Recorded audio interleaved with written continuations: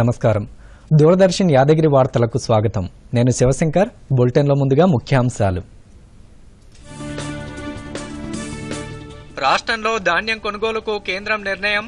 తెలంగాణ సర్కార్ సహకరించడం లేదన్న కేంద్ర మంత్రి పీయూష్ గోయల్.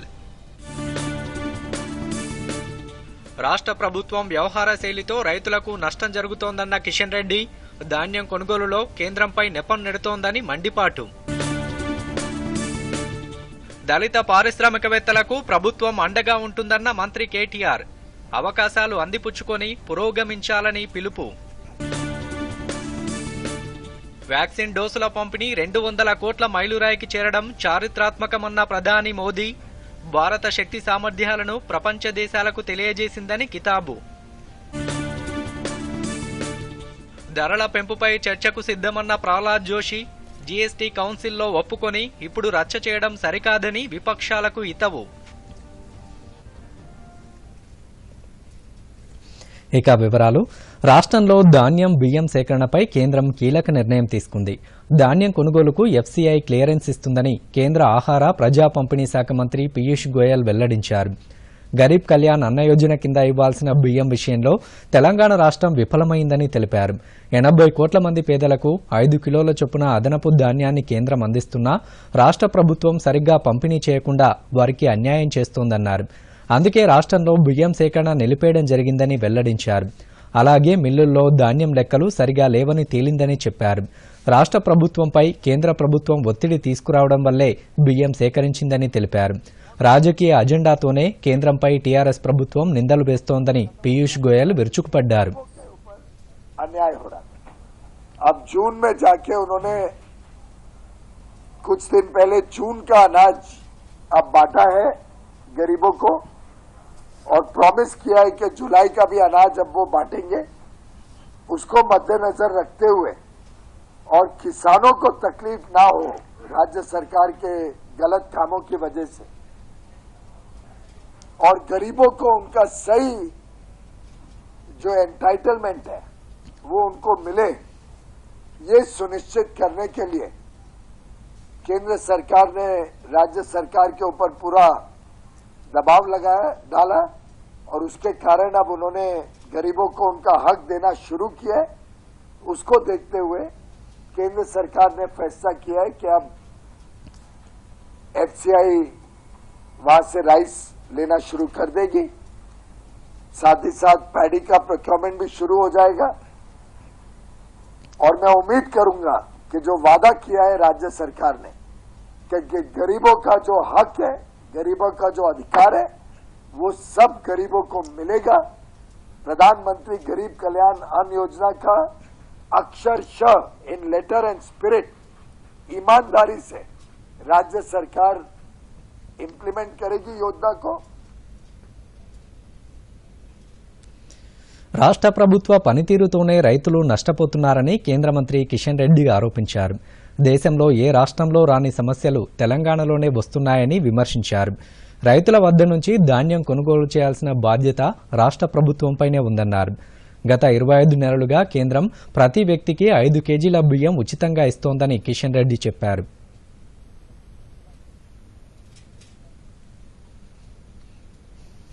రాష్ట్ర ప్రభుత్వం ఏదైతే రైతుల వద్ద నుంచి ధాన్యం కొనుగోలు చేయాలో కొనుగోలు చేయకుండా నిర్లక్ష్యం చేసింది. దాని కారణంగా రైతులు నష్టపోతా ఉన్నారు. మరొక దిక్కు తప్పుడు ప్రచారం భారతీయ జనతా పార్టీ కేంద్ర ప్రభుత్వం తీసుకొని కారణంగానే ఈరోజు ధాన్యం మొలకెత్తుందనేటువంటి తప్పుడు ప్రచారం చేస్తున్నారు. ధాన్యం కొనుగోలు చేయాల్సినటువంటి బాధ్యత భారతీయ జనతా పార్టీ కేంద్ర ప్రభుత్వానికి కాదు, అది పూర్తిగా రాష్ట్ర ప్రభుత్వ ఆధ్వర్యంలో జరిగి రైస్ మిల్లర్లకు వెళ్లి రైస్ మిల్లు బియ్యం ఆడించిన తర్వాత ఆ బియ్యాన్ని ఎఫ్సీఐ కొనుగోలు చేస్తుంది. కాబట్టి రైతుల వద్ద నుంచి ఏదైతే నష్టపోతున్నటువంటి ధాన్యం ఉందో దాన్ని కొనుగోలు చేయాల్సినటువంటి ప్రాథమికమైనటువంటి బాధ్యత రాష్ట్ర ప్రభుత్వాన్ని. కాబట్టి ఈరోజు రైతులు నష్టపోతా ఉన్నారు.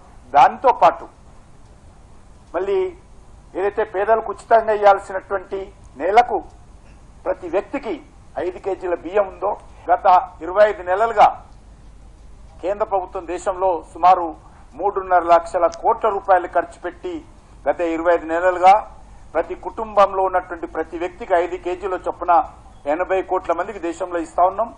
కానీ గత 3 నెలల నుంచి రాష్ట్ర ప్రభుత్వం బియ్యం తీసుకెళ్తుంది, లిఫ్ట్ చేస్తా ఉంది ఉచిత బియ్యాన్ని, కానీ పేదలకు పంపిణీ చేయడం లేదు. ఈ విషయం కూడా పూర్తి నిర్లక్ష్యంతో బాధ్యతారహితంగా నేను కూడా అనేక సార్లు సివిల్ సప్లై కమిషనర్ గారితో మాట్లాడాను. ఇంకా రాష్ట్ర ప్రభుత్వం నుంచి ఆదేశాలు రాలేదు. ఆదేశాలు వచ్చినాక డిస్ట్రిబ్యూట్ చేస్తామని చెప్పడం జరిగింది. పేదరిక నిర్మూలనకు సీఎం కేసీఆర్ చిత్తశుద్దితో పనిచేస్తున్నారని, అందుకే దళిత బంధు స్కీమ్ను తీసుకొచ్చారని మంత్రి కేటీఆర్ చెప్పారు. సంపద పునరుత్పత్తి కావాలనేదే దళిత బంధు ప్రధాన ఉద్దేశ్యమన్నారు. దళిత పారిశ్రామికవేత్తలకు తెలంగాణ ప్రభుత్వం పూర్తి ప్రోత్సాహాన్ని అందిస్తోందని కేటీఆర్ అన్నారు. పారిశ్రామికవేత్తలుగా ఎదగాలని ఆశిస్తున్న వారికి వాతావరణాన్ని రాష్ట్రంలో కల్పిస్తున్నట్టు తెలిపారు. హైదరాబాద్ లక్డీకాపుల్లో Dalit Indian chamber of commerce and industry కార్యాలయంలో business facilitation centre, model career సెంటర్ను కేటీఆర్ ప్రారంభించారు. దళితుల్లో ఔత్సాహికులను పారిశ్రామికవేత్తలుగా తీర్చిదిద్దేందుకు డిక్కీ ముందుకు రావడాన్ని కేటీఆర్ ప్రశంసించారు. కార్యక్రమంలో MLA Kranti Kiran, principal secretary Jayesh Ranjan, DICCI Hyderabad chapter president, DICCI ప్రతినిధులు పాల్గొన్నారు. ఆలోచించి అవకాశాలు ఎక్కడున్నాయో వెతుక్కొని అందులో భాగంగా ఫారెన్ డైరెక్ట్ ఇన్వెస్ట్మెంట్ కానీ లేదా దేశంలోని ఇతర రంగాల నుంచి వచ్చే పెట్టుబడిని కానీ వాటికి అనుబంధంగా ఏర్పాటు చేయాల్సిన పరిశ్రమలు కానీ వాటిని గుర్తించి వాటిల్లో అవకాశాలు అందిపుచ్చుకొని ముందుకు పోవడమే మన ముందున్న మార్గం. అందులో భాగంగా ఈరోజు డిక్కీలోని ఫెసిలిటేషన్ కౌన్సిల్ కూడా చేసేది ఏంటిది? నేను కింద పోయినప్పుడు కింద ఆఫీస్ ఓపెన్ చేసినప్పుడు అదే అడుగుతా ఉంటాను. ఆఫీస్లో ఎంతమంది ఉన్నారు, ఇక్కడ ఎవరెవరు ఉంటారు, ఎవరు వస్తారు, ఏం చేస్తారంటే రవికుమార్ గారు చెప్పినారు, అన్న ఇక్కడ ఫుల్ టైం స్టాఫ్ 12 మంది ఉంటాము. అరుణ గారు చెప్పారు 12 మంది ఉంటాము. ఎవరైనా వచ్చి మాకు ఫలానా చేయాలని ఉంది అంటే వారికి అన్ని రకాల సపోర్ట్, బయటికి ఎక్కడ పోయే అవసరం లేకుండా బిజినెస్ ప్లాన్ తయారీ నుంచి బ్యాంకుకు రిపోర్ట్ సబ్మిట్ చేసేదాని నుంచి గవర్నమెంట్ స్కీమ్స్ నుంచి ప్రతి విషయంలో మేము గైడెన్స్ ఇస్తాం, హ్యాండ్ హోల్డింగ్ ఇస్తాం. ఇచ్చి వాళ్ళని ఒక పారిశ్రామికవేత్తగా స్థిరపడడానికి, ఎదగడానికి అన్ని రకాల వసతులు మేమే కల్పిస్తున్నామని చెప్పినప్పుడు చాలా గర్వంగా అనిపించింది, చాలా సంతోషంగా అనిపించింది. I compliment the Dalit industrial chamber of commerce and industry and I applaud the entrepreneurs, I applaud the office bearers. మీ అందరికీ కూడా నా హృదయపూర్వకమైన అభినందనలు. ఎందుకంటే గవర్నమెంట్లో ఎన్నో హైదరాబాద్లోని రవీంద్ర భారతిలో పొట్టి శ్రీరాములు తెలుగు విశ్వవిద్యాలయం 15వ స్నాతకోత్సవం ఘనంగా జరిగింది. గవర్నర్ తమిళిసై సౌందరరాజన్ ముఖ్య అతిథిగా పాల్గొన్నారు. వివిధ విభాగాల్లో ఉత్తీర్ణులైన విద్యార్థులకు పట్టాలు అందజేశారు. ఈ కార్యక్రమంలో తెలుగు విశ్వవిద్యాలయం vice chancellor Kishan Rao, registrar Bhattu Ramesh, justice Chandraiah తదితరులు పాల్గొన్నారు. ఒక విశిష్టమైన విద్యా సంస్థగా ఈ విశ్వవిద్యాలయం రూపుదాల్చింది. ఈ సంవత్సరం నందమూరి తారక రామారావు గారి శతజయంతి తెలియజేస్తున్నారు. విశ్వవిద్యాలయంలో గౌరవనీయులైన ఛాన్సలర్ గారి సూచనల మేరకు అల్యూమినీని బలోపేతం చేయడానికి తగు చర్యలు చేపట్టడం జరిగింది. ఇక ఈనాటి స్నాతకోత్సవ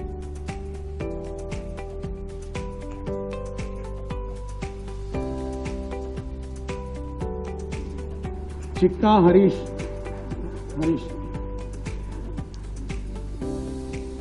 మరియు నర్రా కోటయ్య స్వర్ణ పథకం అందుకుంటున్న వాళ్ళు మురావత్ జ్యోతి. తొందరగా మీరు స్వీకరిస్తే చాలా మందికి అవకాశం ఉంటుంది. బండి కుమారస్వామి,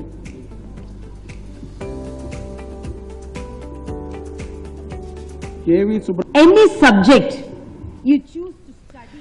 ఈ సందర్భంగా గవర్నర్ తమిళిసై మాట్లాడుతూ భాష, సాహిత్యం, లలిత కళలు, కళల అంశాల్లో 37 ఏళ్లుగా తెలుగు విశ్వవిద్యాలయం విశేష కృషి చేస్తోందని కొనియాడారు. మాతృభాషలో విద్య అందిస్తున్న విశ్వవిద్యాలయాలు దేశంలో కొన్ని మాత్రమే ఉన్నాయన్నారు. This ceremony opens doors for you to step into the real world in search of a career that offers opportunities and challenges as well. I am happy to learn that Telugu University during its 37 years of existence has become a name to reckon with for imparting higher education in the fields of language, literature, fine arts and performing arts. Establishing in the year 1985, this university adopts 3-pronged approaches: teaching, దేశం vaccine డోసుల పంపిణీలో 200 కోట్ల మైలురాయిని చేరుకోవడానికి సహకరించిన ప్రజల పాత్రను ప్రధానమంత్రి నరేంద్ర మోదీ కొనియాడారు. 200 కోట్ల మైలురాయిని చేరుకున్న సందర్భంగా ప్రధానమంత్రి మాట్లాడుతూ ఇందులో భాగస్వాములైన ప్రతి ఒక్కరికి శుభాకాంక్షలు తెలిపారు. ప్రశంసా పత్రాలు పంపించారు. ఆరోగ్య సిబ్బంది, వ్యాక్సిన్ వేయడానికి సహకరించిన వారికి, ఫ్రంట్ లైన్ వారియర్స్కు ప్రజల జీవితాలను పరిరక్షించడానికి వారు కీలక పాత్ర పోషించారని ప్రధాని ప్రశంసించారు. గత ఏడాది జనవరి 16న ప్రారంభించిన కోవిడ్ టీకా పంపిణీ జూలై 17కు ముఖ్యమైన మైలురాయికి చేరుకోవడం సంతోషంగా ఉందని అన్నారు. శతాబ్దానికి ఒకసారి వచ్చే ఇటువంటి మహమ్మారి నుంచి ప్రజల జీవితాలు కాపాడడం కీలకమని పేర్కొన్నారు. చలితో వణికించే మంచు పర్వతాల నుంచి ఎడారుల వరకు, మారుమూల గ్రామాల నుంచి అటవీ ప్రాంతాల వరకు కోవిడ్ వ్యాక్సినేషన్ ప్రక్రియ కొనసాగించామని హర్షం వ్యక్తం చేశారు. 200 కోట్ల డోసుల మైలురాయిని చేరుకోవడం ప్రజాస్వామ్య దేశమైన భారతదేశ శక్తి సామర్థ్యాలు ప్రపంచ దేశాలకు తెలియజేసిందని ప్రధానమంత్రి మోదీ పేర్కొన్నారు.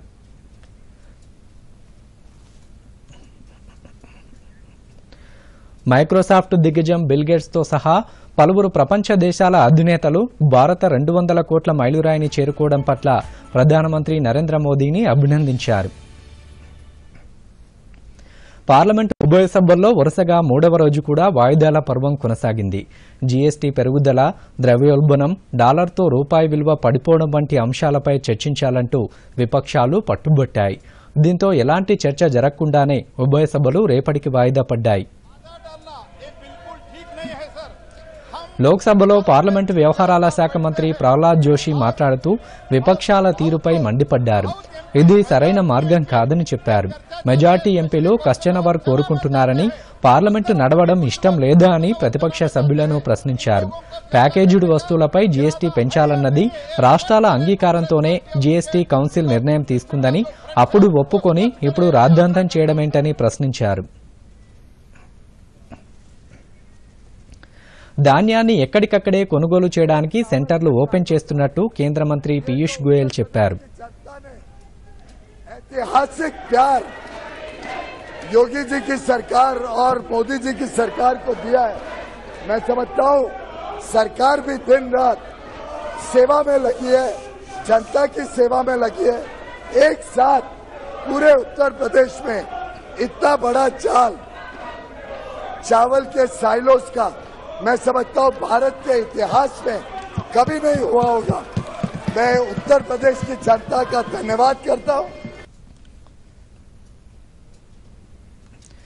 మధ్యాహ్నం తర్వాత తిరిగి ప్రారంభమైన లోక్సభలో పలువురు ఎంపీలు తమ నియోజకవర్గాల సమస్యలను సభ దృష్టికి తీసుకొచ్చారు.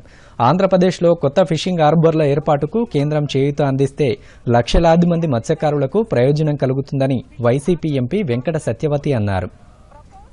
The same include Juvaladinne, Nizamapatnam, Machilipatnam, Uppada, Budagatla Palam and Pudimadaka in my constituency, Kottapatnam and Biyaputippa. With a proposed expenditure of about 400 crores on each of the fishing harbours, this move is expected to transform the lives of fishermen in the state. New harbours in this sense will help anchor about 10,000 mechanized boats. Further, they will help the fishermen in the state catch about 3 lakh metric tons of fish annually, due to which over 1 lakh fishermen will get livelihood. Birmingham Commonwealth క్రీడల్లో పాల్గొనేందుకు వెళ్తున్న భారత అథ్లెట్ల బృందంతో ప్రధాని నరేంద్ర మోదీ మాట్లాడారు. అథ్లెట్లలో స్ఫూర్తిని నింపేందుకు వారితో ప్రధాని వర్చువల్గా ముచ్చటించారు. పతకాలతో తిరిగి రావాలని వెన్నుతట్టారు. దేశం గర్వించేలా కామన్వెల్త్ క్రీడల్లో రాణించాలన్నారు. మరిన్ని వివరాలు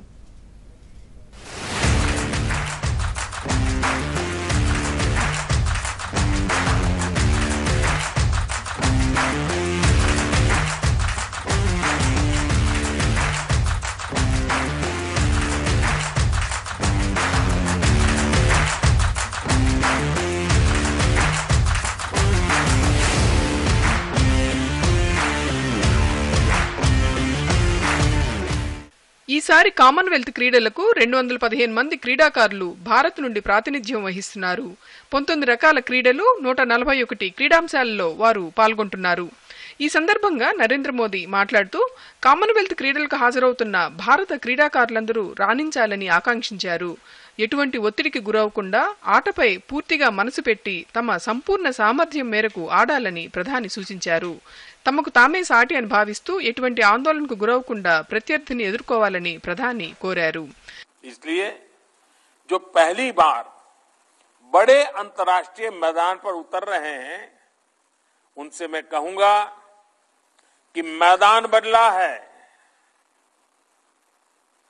माहौल भी बदला होगा, लेकिन आपका मिजाज नहीं बदला है, आपकी जिद नहीं बदली है। लक्ष्य वही है कि तिरंगे को लहराता देखना है, राष्ट्रगान की धुन को बजते सुनना है। इसलिए दबाव नहीं लेना है, अच्छे और दमदार खेल में अपना प्रभाव छोड़ करके आना है. ప్రస్తుత తరుణంలో దేశంలో క్రీడారంగం ఎంతో అభివృద్ధి చెందుతోందని, శిక్షణ సదుపాయాలు మెరుగవుతున్నాయని ప్రధాని తెలిపారు. దేశానికి స్వాతంత్ర్యం వచ్చి 75 ఏళ్లు పూర్తవుతున్న వేళ కామన్వెల్త్ క్రీడల్లో పాల్గొనడం ఎంతో సంతోషకరమైన విషయమని అన్నారు. తమ నిర్దేశిత లక్ష్యాలతో ముందుకు సాగుతూ ఉన్నత శిఖరాలను అందుకోవాలని కోరారు. కామన్వెల్త్ క్రీడల నుండి తిరిగి వచ్చిన తర్వాత వారందరితో ప్రత్యక్షంగా కలవనున్నట్లు ప్రధానమంత్రి తెలియజేశారు. जब देश आजादी के 75 वर्ष मना रहा है, इसी अवसर पर आप श्रेष्ठ प्रदर्शन का तोहफा देश को देंगे। इस लक्ष्य के साथ जब मैदान में उतरेंगे तो सामने कौन है इस बात से फर्क नहीं पड़ेगा। यही कोटि कोटि देशवासियों की आपसे अपेक्षा है। देशवासियों की तरफ से आपको शुभकामनाएं भी हैं, देशवासियों की तरफ से आपको आशीर्वाद भी है, और मेरी तरफ से आपको बहुत बहुत शुभकामनाएं, बहुत बहुत धन्यवाद। और जब विजयी होकर के आएंगे तो मेरा यहां आने का निमंत्रण अभी से दे देता हूं आपको. ప్రధానమంత్రి ఈ సందర్భంగా జార్ఖండ్కు చెందిన హాకీ క్రీడాకారిణి సలీమాపేట్, హర్యానాకు చెందిన పారా అథ్లెట్ షర్మిల, వెస్ట్ బెంగాల్కు చెందిన వెయిట్ లిఫ్టర్ అంకితా షౌలి తదితరులతో మాట్లాడుతూ వారి అనుభవాలను అడిగి తెలుసుకున్నారు. హైదరాబాద్ లో శిక్షణ పొందుతున్న కేరళకు చెందిన బ్యాడ్మింటన్ క్రీడాకారిణి ట్రీసా జాలీతో మాట్లాడుతూ గాయత్రి గోపీచంద్ తో కలిసి డబుల్స్ ఆడనున్న ఆమె పూర్తి సామర్థ్యంతో ఆడాలని ప్రధాని సూచించారు. दोनों अच्छी दोस्त भी हैं, डबल्स पार्टनर भी हैं. अपनी दोस्ती और ऑन फील्ड पार्टनरशिप के बारे में जरा बताइए. Sir, it is good bond with Gayatri. When we are playing, it's create a good combination when we are playing on court, and it's very important. I feel it's very important to keep good bond with our partners. ఈ video conference లో కేంద్ర క్రీడల శాఖ మంత్రి అనురాగ్ సింగ్ ఠాకూర్, పలువురు అధికారులు పాల్గొన్నారు. Bureau report, Doordarshan news. పార్లమెంటులో ఎలాంటి చర్చకైనా ప్రభుత్వం సిద్ధంగా ఉందని, ప్రతిపక్షాలు మాత్రం చర్చల నుంచి పారిపోతున్నాయని కేంద్ర మంత్రి అనురాగ్ ఠాకూర్ ఎద్దేవా చేశారు. జీఎస్టీ కౌన్సిల్లో వ్యతిరేకించని ఆయా రాష్ట్రాలు పార్లమెంటులో మాత్రం రచ్చ చేయడం విడ్డూరంగా ఉందన్నారు. కాగా గత 8 ఏళ్లలో క్రీడల బడ్జెట్ను దాదాపు 3 రెట్లు పెంచామని అనురాగ్ ఠాకూర్ తెలిపారు. అగ్నివీర్ రిక్రూట్మెంట్లో ఎలాంటి మార్పు లేదని, యువత అగ్నివీరులుగా తయారు కావడానికి ఉత్సాహం చూపుతున్నారని చెప్పారు. और मुद्दे होते तो सदन में चर्चा करते. विपक्ष चर्चा से भागना चाहता है, विपक्ष चर्चा नहीं करना चाहता. मैं तो यही कहना चाहता हूं, ये केवल झूठ फैलाकर कुछ राजनीतिक दल हैं जिन्होंने कह दिया कि जाति की सूचना मांगी जा रही है, जातिवाद फैलाया जा रहा है. शायद उनका ज्ञान कम है और वो केवल जनता को गुमराह करने का काम और अराजकता फैलाने का काम ऐसे कुछ आम आदमी पार्टी के नेता भी करते हैं. भारत के माननीय प्रधानमंत्री नरेंद्र मोदी जी लगातार खेलों को आगे बढ़ाने के लिए प्रयासरत हैं. जहां एक और खेलों का बजट लगभग 3 गुना पिछले 8 वर्षों में किया है, यह अपने आप में दिखाता है कि माननीय प्रधानमंत्री जी खेलों के प्रति रुचि कैसी है. किसी भी बड़े टूर्नामेंट, ओलंपिक से पहले, कॉमनवेल्थ गेम से पहले माननीय प्रधानमंत्री मोदी जी ने खिलाड़ियों से बात करके उनकी हौसला अफजाई की है. खिलाड़ियों के लिए प्रेरणा है प्रधानमंत्री मोदी जी, क्योंकि न केवल सुविधाएं देते हैं, मनोबल भी बढ़ाते हैं. आर्मी एक्ट में कोई बदलाव नहीं है. लाखों आवेदन अग्निवीर बनने के लिए आए हैं. अपने आप में दिखाता है कि लोग अग्निवीर बनने के लिए तैयार हैं. देश का युवा देश के लिए अपना जीवन समर्पित करने के लिए तैयार है. और ये जवानी देश के काम आए, इससे बड़ी बात और क्या होगी। అథ్లెటిక్స్ దిగ్గజం పీటీ ఉషా రాజ్యసభ ఎంపీగా ప్రమాణ స్వీకారం చేశారు. ఇటీవల రాజ్యసభకు నామినేట్ అయిన పీటీ ఉషా చేత చైర్మన్ వెంకయ్య నాయుడు ప్రమాణం చేయించారు. అనంతరం ఆమెను అభినందించారు. రాష్ట్రపతి కోటాలో రాజ్యసభకు నామినేట్ చేసిన నలుగురిలో పీటీ ఉషా ఒకరు. కళ, సాహిత్యం, విజ్ఞానం, క్రీడలు, సామాజిక సేవల్లో విశేష కృషి చేసిన వారిని రాష్ట్రపతి కోటాలో రాజ్యసభకు నామినేట్ చేశారు. ఈ విధంగా మొత్తం 12 మందిని రాష్ట్రపతి ఎన్నుకుంటారు. 1984 ఒలింపిక్ క్రీడల్లో विधि द्वारा साबित भारत का संविधान के प्रति सच्ची श्रद्धा और निष्ठा रखूंगी। मैं भारत की प्रभुता और अखंडता अक्षुण्ण रखूंगी तथा जिस पद को मैं ग्रहण करने वाली हूँ उसके कर्तव्यों का श्रद्धापूर्वक निर्वहन करूंगी।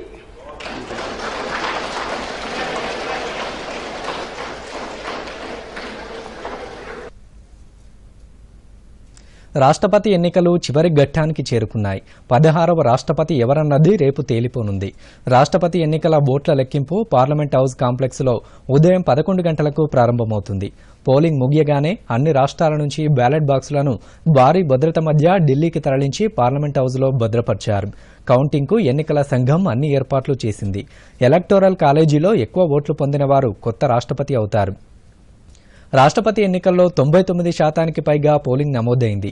ఛత్తీస్గఢ్, గోవా, గుజరాత్, హిమాచల్ ప్రదేశ్, కేరళ, కర్ణాటక, మధ్యప్రదేశ్, మణిపూర్, మిజోరం, సిక్కిం, తమిళనాడుతో పాటు పుదుచ్చేరిలో 100% ఓటింగ్ నమోదైంది. జార్ఖండ్ మాజీ గవర్నర్ ద్రౌపది ముర్ము ఎన్డీఏ అభ్యర్థిగా, మాజీ కేంద్ర మంత్రి యశ్వంత్ సిన్హా విపక్షాల ఉమ్మడి అభ్యర్థిగా పోటీపడ్డారు.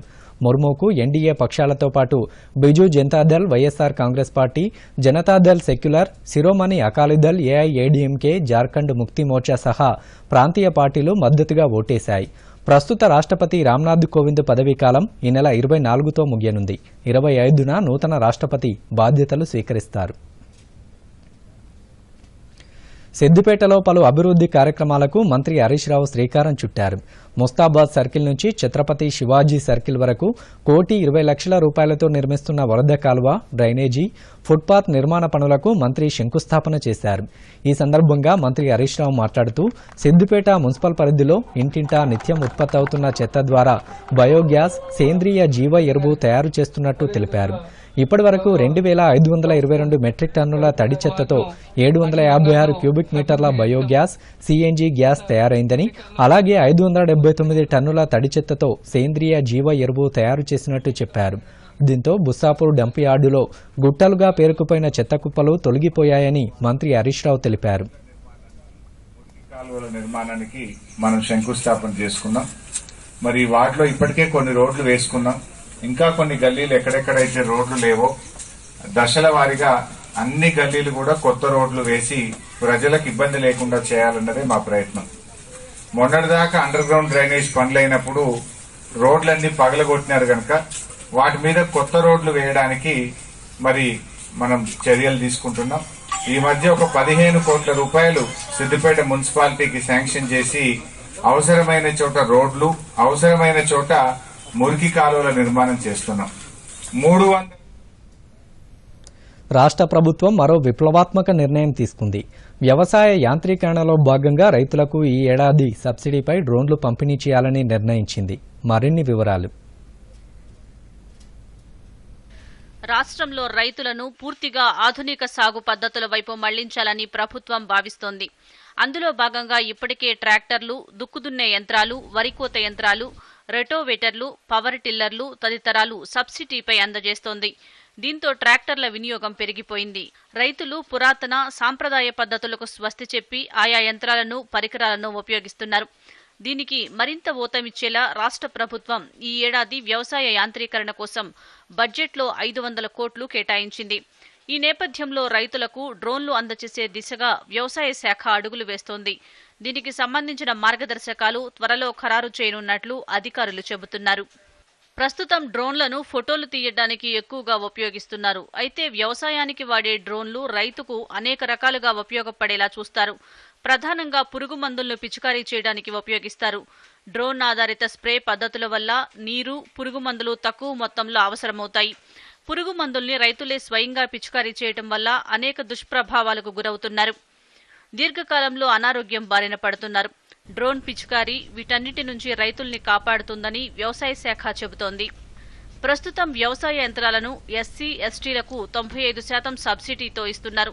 ఇతర వర్గాలకు 50% సబ్సిడీతో ఇస్తున్నారు. అయితే డ్రోన్లకు ఎంత మేరకు సబ్సిడీ ఇవ్వాలన్నది ఇంకా ఖరారు కాలేదు. ఆపరేటర్లు, డ్రోన్ ఆపరేషన్, సురక్షితమైన పురుగు మందుల పిచికారీ ఈ రెండింటిపై శిక్షణ పొందాల్సి ఉంటుంది. Bureau report, Doordarshan news. Bhadradri Kothagudem జిల్లాలోని వరద ముప్పు గ్రామాల్లో పునరావాస కేంద్రాల్లో ఇండియన్ ఆర్మీ సహాయక చర్యలు చేపడుతోంది. 78 మందితో కూడిన ఇన్ఫాంట్రీ దళం, 10 మంది వైద్యులు, 23 మంది ఇంజనీర్లు, మొత్తం 101 మందితో కూడిన ఆర్మీ బృందం భద్రాచలం ముంపు గ్రామాల్లో పర్యటిస్తూ మెడికల్ క్యాంపులు నిర్వహించింది. భద్రాచలంలోని అశోక్ నగర్ కొత్త కాలనీలో ఏర్పాటు చేసిన ఆర్మీ మెడికల్ క్యాంపుకు విశేష ఆదరణ లభించింది. వరద బాధితులకు ఆర్మీ బృందం వైద్య సేవలు అందించడంతో పాటు ఉచితంగా మందులు అందజేశారు. ఆర్మీ బృందం చక్కని సేవలు అందిస్తున్నారని బాధితులు సంతోషం వ్యక్తం చేశారు.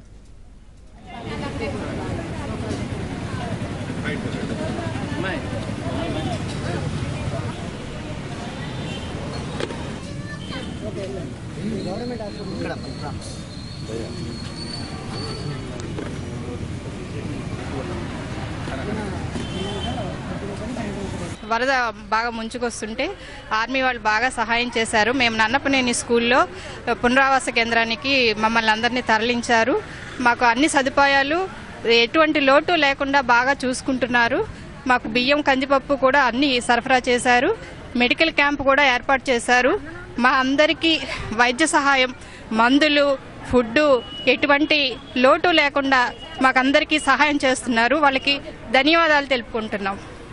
మాకు గోదావరి పట్టింది, ఇలా పునరావాస కేంద్రంలో ఉన్నాము. ఆర్మీ వాళ్ళు మెడికల్ క్యాంప్ ఏర్పాటు చేశారు, అన్ని విధాలుగా ఆదుకుంటున్నారు. ఆర్మీ వాళ్ళు క్యాంప్ ఏర్పాటు చేసి ప్రజలకు అన్ని మందులు సప్లై చేస్తున్నారు. చాలా బాగా ఆదుకుంటున్నారు. మహబూబాబాద్ జిల్లా తొర్రూరు మండల కేంద్రంలోని సమీకృత సాంఘిక సంక్షేమ బాలుర పాఠశాలలో మనబూరు మనబడి కార్యక్రమం ద్వారా దాతల సహాయంతో విద్యార్థులకు సైకిళ్లు, పుస్తకాలను మంత్రి ఎర్రబెల్లి దయాకర్రావు పంపిణీ చేశారు. ఈ సందర్భంగా ఆయన మాట్లాడుతూ పాఠశాలల్లో మౌలిక సదుపాయాల పెంపు కోసం మన ఊరు మనబడి కార్యక్రమాన్ని ప్రభుత్వం ప్రారంభించిందని తెలిపారు. విద్యార్థులు పట్టుదలతో శ్రమించి తల్లిదండ్రుల కలలు సాకారం చేయాలన్నారు. ఈ కార్యక్రమంలో మహబూబాబాద్ జిల్లా కలెక్టర్ శశాంక, ఉన్నతాధికారులు పాల్గొన్నారు.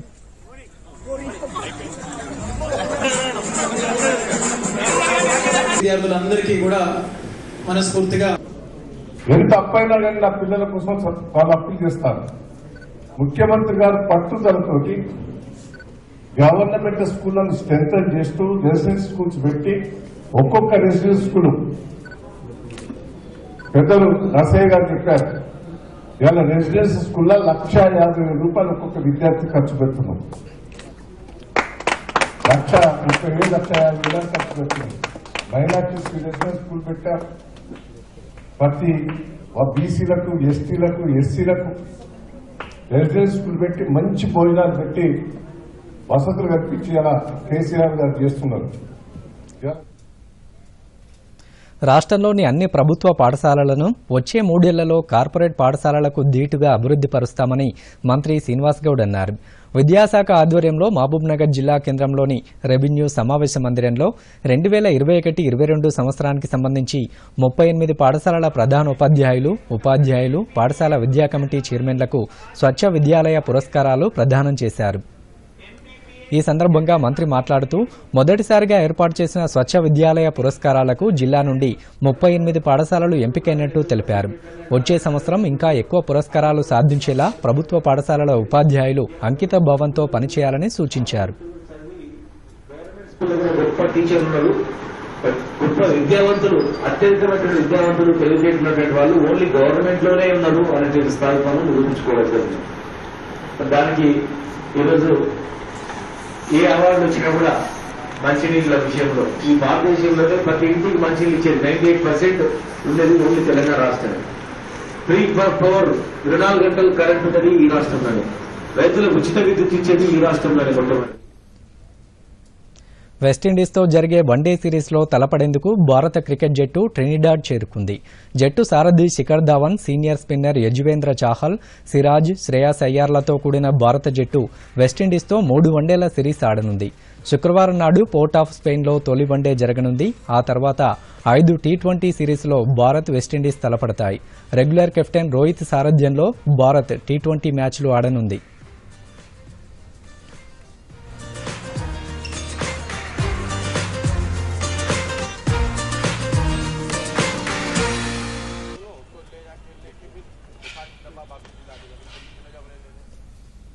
వార్తలు ముగించే ముందు ముఖ్యాంశాలు మరోసారి. దూరదర్శన్ యాదగిరి వార్తలను ఇప్పుడు సోషల్ మీడియాలో కూడా చూడవచ్చు. యూట్యూబ్ అయితే డీడీ న్యూస్ తెలంగాణ, ట్విట్టర్ వేదికగా DD news Telangana @DD Yadagiri news, Facebook అయితే డీడీ న్యూస్ తెలంగాణలో సబ్స్క్రైబ్ చేసి లైక్ చేయండి, షేర్ చేయండి. రాష్ట్రంలో ధాన్యం కొనుగోలుకు కేంద్రం నిర్ణయం, తెలంగాణ సర్కార్ సహకరించడం లేదన్న కేంద్ర మంత్రి పీయూష్ గోయల్. రాష్ట్ర ప్రభుత్వం వ్యవహార శైలితో రైతులకు నష్టం జరుగుతోందన్న కిషన్ రెడ్డి, ధాన్యం కొనుగోలులో కేంద్రంపై నెపం నెడుతోందని మండిపాటు. దళిత పారిశ్రామికవేత్తలకు ప్రభుత్వం అండగా ఉంటుందన్న మంత్రి కేటీఆర్, అవకాశాలు అందిపుచ్చుకొని పురోగమించాలని పిలుపు. వ్యాక్సిన్ డోసుల పంపిణీ 200 కోట్ల మైలురాయికి చేరడం చారిత్రాత్మకమన్న ప్రధాని మోదీ, భారత శక్తి సామర్థ్యాలను ప్రపంచ దేశాలకు తెలియజేసిందని కితాబు. ధరల పెంపుపై చర్చకు సిద్ధమన్న ప్రహ్లాద్ జోషి, జీఎస్టీ కౌన్సిల్లో ఒప్పుకొని ఇప్పుడు రచ్చ చేయడం సరికాదని విపక్షాలకు హితవు.